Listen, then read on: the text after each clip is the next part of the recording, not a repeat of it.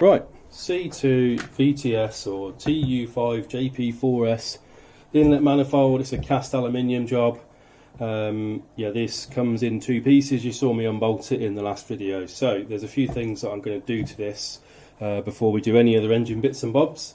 So one of the things I need to do is get the throttle sorted out, because there is a discrepancy between the C2 throttle, which is a fly-by-wire, and a Saxo throttle, which is a cable. So there's an adapter plate that needs to go on here, and then obviously I can bolt the Saxo throttle to the plate. So yeah, and also the main topic of this video really is going to be port matching the intake runners. So if I show you versus a gasket, so these are two brand new gaskets. These are ludicrously expensive. They're £50 for the pair. So this is the one that joins the two together, and obviously I need to clean all this off, but I'll just show you roughly what the overlap is like. So if I squeeze that on there, so you can see there's quite a lot of material between the edge of the gasket and the actual intake hole. So I'm going to take that back. I'm not going to take it right back to the edge of the gasket, because otherwise you can get some blow by. I want to avoid that. But if I just measure that, so it's probably about 3 mil. So there's probably 2 mil, I'd say, to come off the edge of this, and I'll probably run it about an inch and a half down. I bought these little burr pieces, and they're about, well, let's measure them. They're what, 65 mil long, so I should be able to get, you know, a decent way into the runner to smooth off any of the, or to blend the holes in. Now I will say, obviously this is one side and the other side matches it, and you'll notice this side here, if I put the gasket on there, it's not quite as big, so essentially the small hole flows into the bigger one, so there's no restriction, which makes perfect sense. But essentially what I'm going to try and do here is just perfectly match them. So if I was just to lay that over by eye on there, you can see it's probably not quite as bad on here, so there's not as much to come off this side. So if I can get this side closer to here, then I feel like that might be a bit of a win. So that's that one, and then of course where the manifold actually joins the cylinder head, I've got the other gasket, which is here.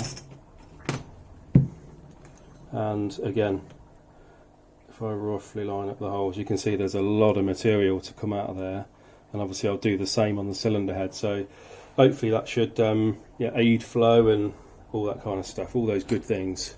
So the first thing to do is just get all the faces of these cleaned up, de-gasket them, because they've still got the old gasket on them, and then I'll put the gaskets on. I'm just going to bolt them up very, very gently, as to not pinch them at this point, and then I'll mark on the surface and the face of here what bit I want to be taking off, strip it all down, and then we can go at it with a die grinder. So in terms of die grinder, like I say, I bought a number of different attachments for it. So yeah, I think there's 5 in total, so all different shapes and sizes. And then I just run one of these. It's a little Sealy air tool.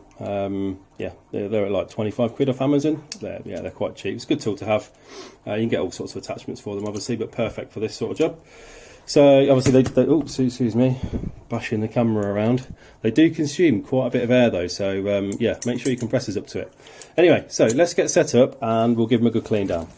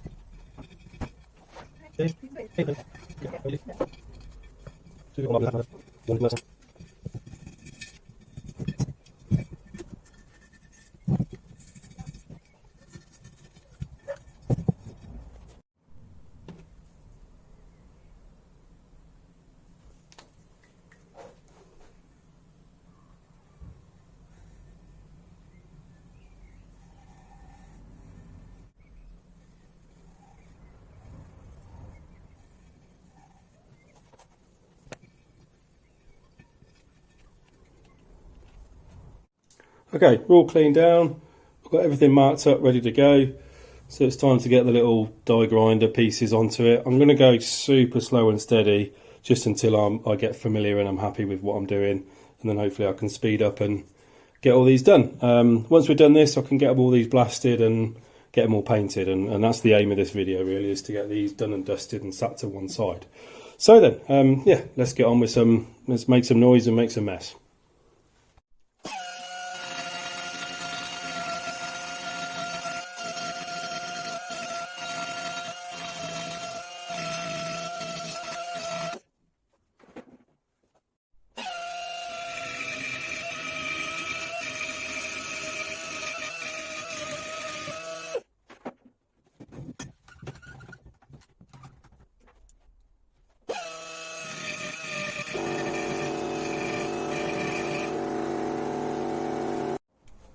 Right, first runner is about there, I think. So just offered the gasket up. I'm just going to colour in the edge again and just see what's left. Obviously I want a little bit on there. Small lip is essentially what I'm after. So I'll take that off. Try not to ruin this gasket because it was expensive, so I'm being very gentle. It is like a papery sort of foamy stuff, so it's going to be super easy to break it. Okay, good. So you can see a fairly uniform line around the edge there. It's probably, I don't know, it's tiny really. Let's measure it. It's got to be less than 1/2 mil.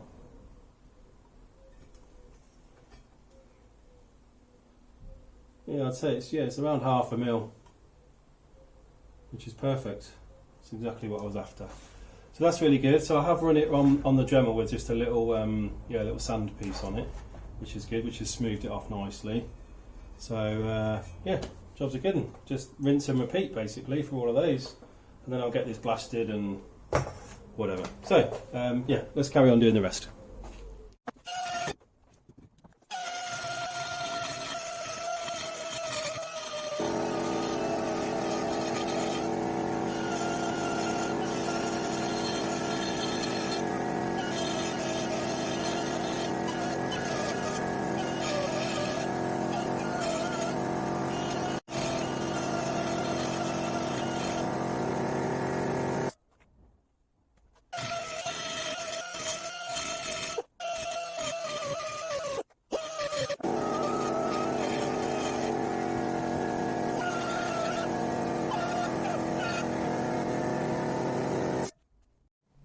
Okay, right, a lot of swarf, but basically I think we're about there. So I've measured all the holes, they're now all 42 mil, which is great, they're all consistent. You can see where I've blended and stopped. It's about 1.5 inches of the way down. Just double check. Yeah, just about 1.5 inches depth. So essentially what I didn't want was just to take the corner off and then there be a step, because that sort of defeats the point. So this is now nicely blended in. A little bit of overlap for the gasket. I'll say about 1/2 mil on each one. So I'm really happy with that. That's absolutely spot on. So I guess now this can get blasted, and I've got to do the mating side here as well. But if you remember, as I said, this side was bigger anyway, because the smaller hole blew into the larger hole, obviously. So what I'm aiming for is obviously to make these almost identical. So yeah, I'll do a bit of this, tidy this one up as well, and then obviously I can get this one done on where it joins the head next. Right, got this all masked up. I don't mind if any of the bead blast material does go in here, because it's going to get washed several times, but if I can avoid as much as possible, that would be ideal. So what I've got here is just a bit of a leftover vinyl wrap that I had, and I've essentially just sealed anywhere that I know sand could get in. So hopefully this will just stop the worst of it getting in, because there is obviously some sort of oily residue in here still, even though it's been washed a few times already. So if I can avoid sand going in, then that'll be great, and it'll make my life easier trying to clean it out in the future. So into the bead blaster, I'm going to clean up all this surface, get it washed off again, and then we'll probably just leave it in some WD while it's before we get it painted.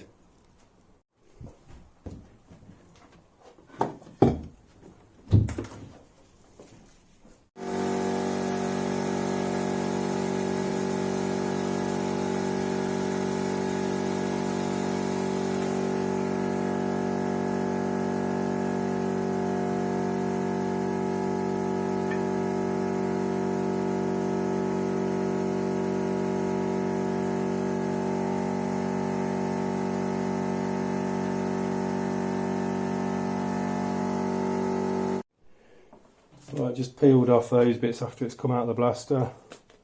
No sand on this sticky bit on the inside. That's all good. Let's check the runners. Brilliant. No sand on the inside. That's worked a treat. So, I need to get this in the wash, give it a proper good going over, really scrub it.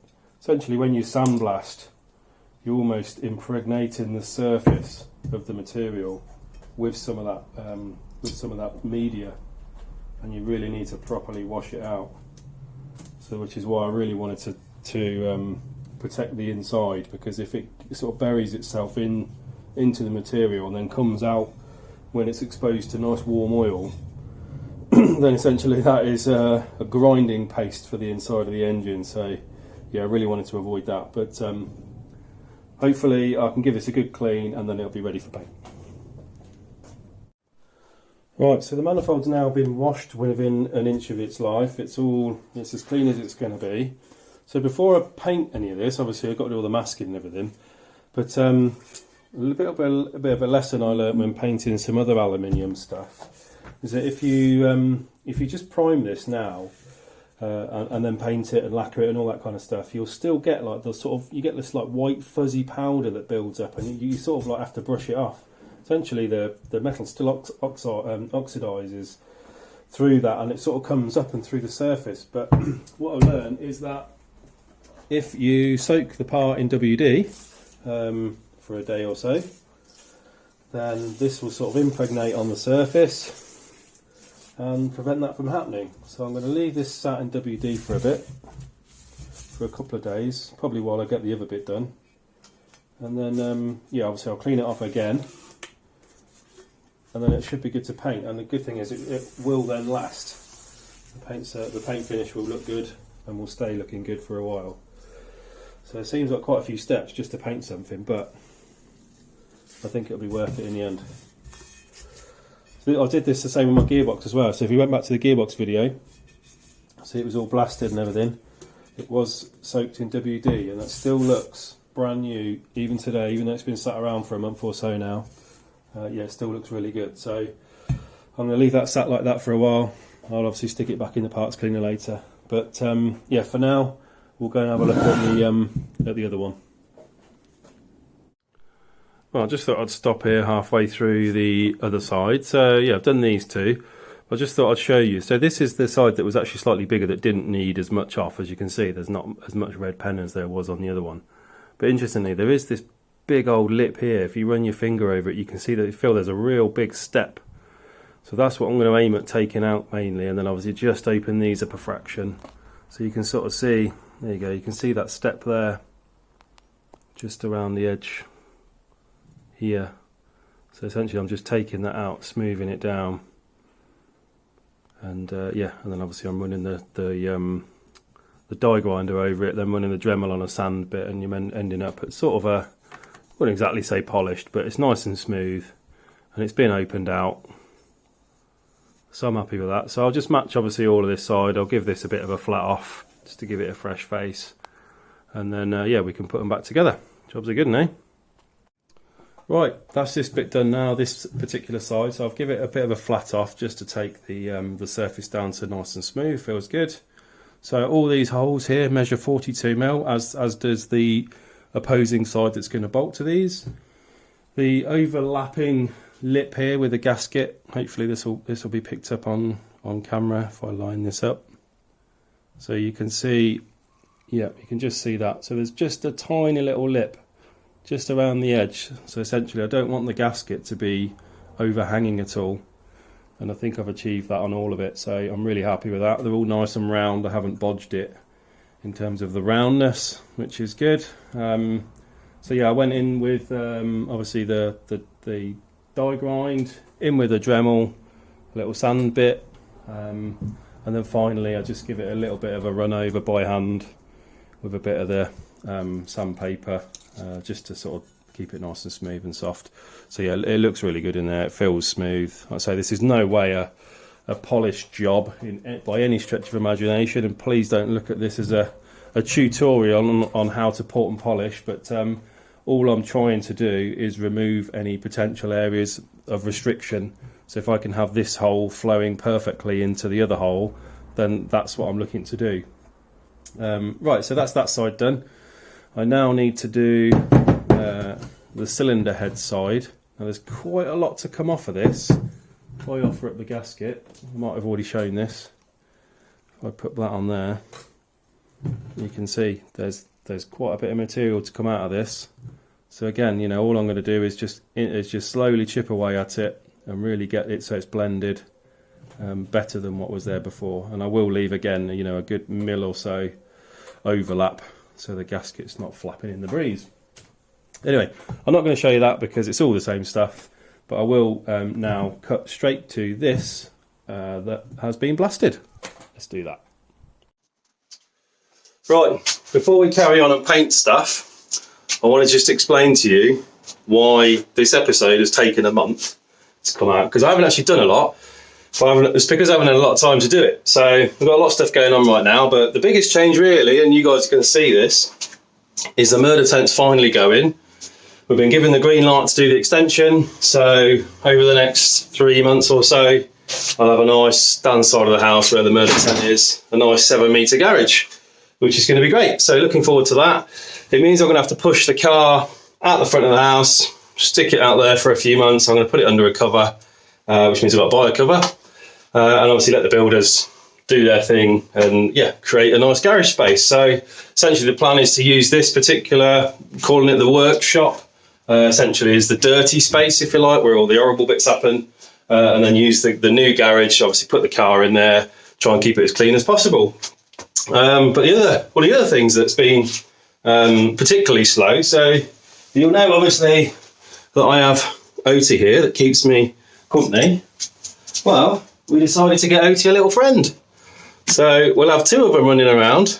This is Enzo, and he's nearly 9 weeks. So yeah, I'll have 2 friends. Anyway, back to the inlet manifold. That's ready for paint, so let's go and have a look. Right, both inlet manifolds all masked up, ready for paint, nice and easy. So I'm just going to give them a primer. It's a nice warm night, it's 26 degrees. So I'm going to give it a few coats of primer, a few coats of nice silver paint, and yeah, we'll let it go off overnight, and then obviously we can put them together tomorrow. So let's get on with some painting, fairly standard stuff. I'll just time lapse this.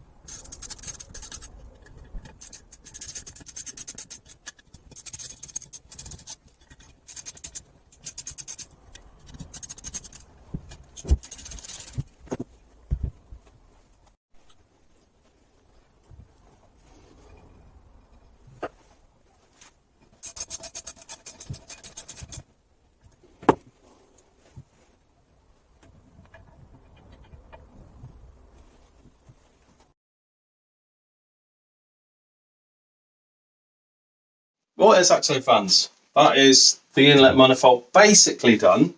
I do need to do a couple of things. First one is to get the throttle adapter plate fitted. I haven't actually got that yet, just waiting for it to be made. That changes the bolt pattern, so I can put the original VTS throttle back on it rather than the C2 one, which is a fly-by-wire. I'm not using this fuel rail. That was just a bit for the glory pictures. Yeah, just made it look nice.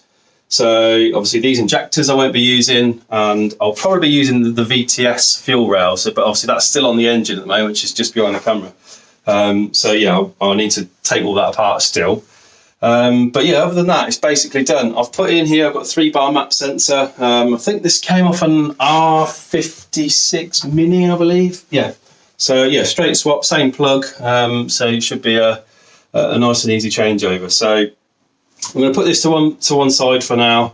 A bit like the gearbox, essentially, it's finished and it can be bolted on when the time comes.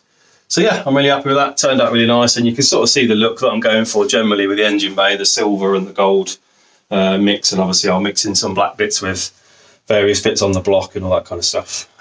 So the next thing, probably in the next video, I'm not entirely sure where I'm going to go yet because I haven't had time to think about it, but it's probably going to be on the cylinder head. Get this up, get this sorted, get it rebuilt, because I have decided that I am not going to change the exhaust valve for a 1mm bigger valve. Now, I did plan to do that, but talking to a load of other people, there's obviously some great Saxos out there, all 106s, that have made brilliant power that haven't done that.